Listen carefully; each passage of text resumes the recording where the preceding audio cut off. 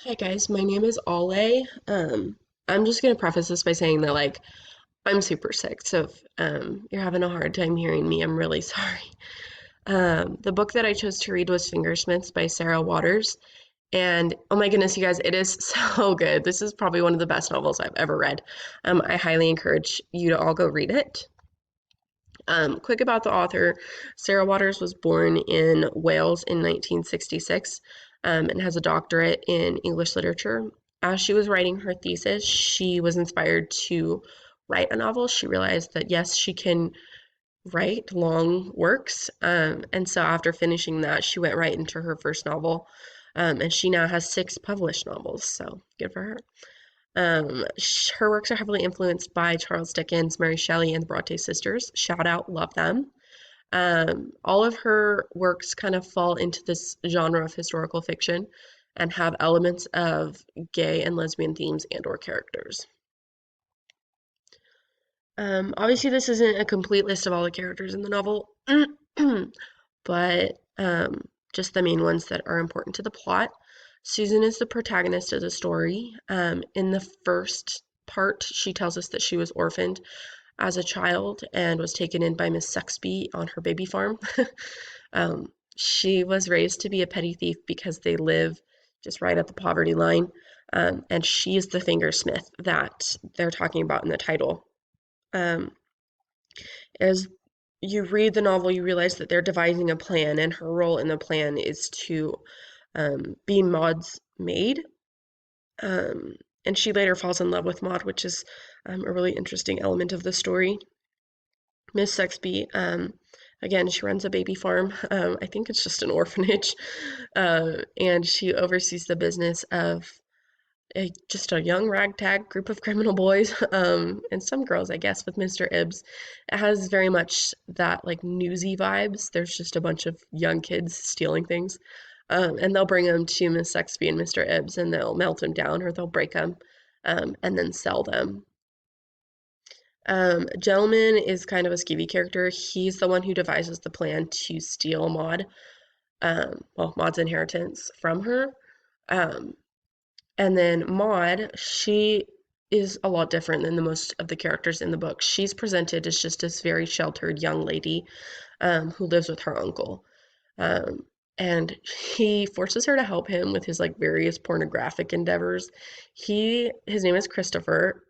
He's super creepy um, and manipulative. He's writing like this pornographic novel book dictionary. I don't know. It's very weird. And that's basically all you need to know about him. Mary Ann is another character who's receiving a huge inheritance. She's introduced um, at the end of the novel, but then you realize that she's somebody else already in the novel. It's so good. She has a big inheritance coming her way, and as she grows older, she realizes that people are trying to trick her and kill her and steal it from her. And when she has a baby, she is nervous for the life of her child because her child is the heir. So she leaves it in the hands of someone she can trust and that she knows isn't going to try and hurt the baby. And she runs away. She's later committed to an insane asylum where she dies, which is rather sad. So, plot summary, I can't tell you a whole lot about it just because I don't want to totally ruin the book for you. But the story is broken into three parts. The first part and the third part are told from the perspective of Susan. Gentleman comes to the orphanage and proposes a plan to steal Maud's fortune. He wants Susan to come with him and pose as Maud's maid in order for him to get close to her without arousing suspicion. Um, and so he can fall in love with her, or at least make her think he's falling in love with her, so that he can marry her and take her virtue.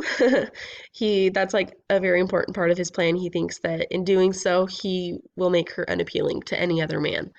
And then he plans to just put her in an asylum and leave her there so that he's not her problem anymore. I mean, she's not his problem anymore.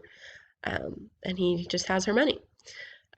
When you read the second part of the novel, you realize that much of what Susan has been told and what we understand as the reader is a lie. Nobody is who they say they are. The plan is not what they say that it is. and obviously they're not telling Maud the whole truth, but it's a lot different than what um, we thought it was. Um, Context of this book, it was published in 2002, so we're still kind of living in that literature era, I guess. I don't know. It was well accepted when it was published. People really liked it. And shortly after, it was turned into a mini series adapted by Alexa Junge in 2005. Major themes that we see are deception, the LGBTQ experience, and the Victorian patriarchy. We see deception in literally the entire novel. Again, nobody is who they say they are.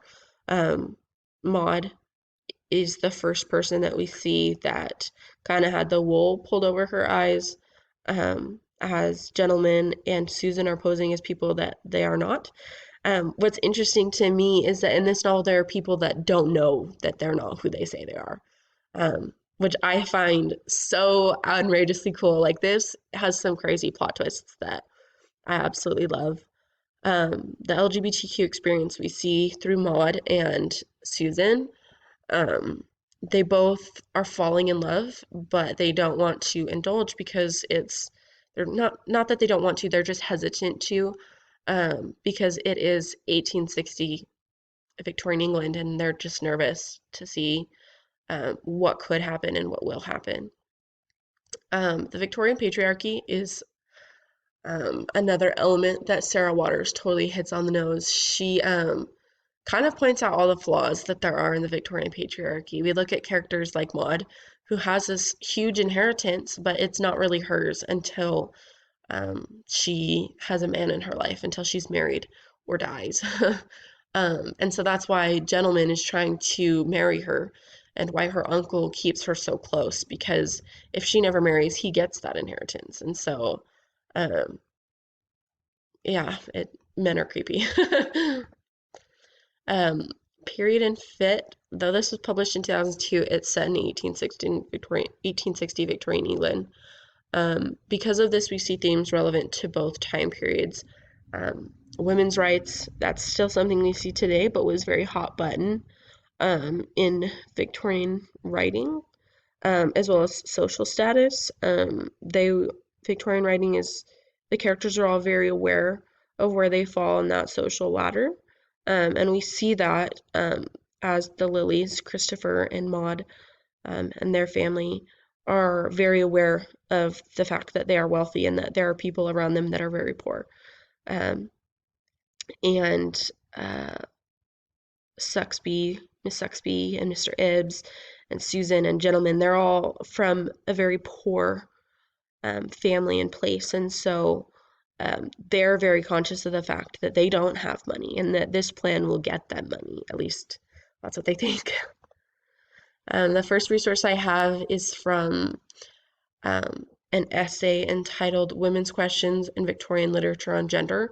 And they kind of just debate the topic of um, women's rights in Victorian lit and how women were viewed. Um, and so there's just this quote that I really liked that said, "Women's question was a hotly debated topic that predominated the period. Victorian Britain, with its rigid gender roles, was a strictly patriarchal society where discrimination against women was a dogmatic practice. As John Tosh describes, it was a society characterized by increasingly sharp category distinctions of gender and sexuality. Victorian ideology of gender rested in the belief that women were born physically and inferior, we're both physically and intellectually the inferior sex." And I think we see that through Miss Suxby the most, in that she's a grown woman and she's not married.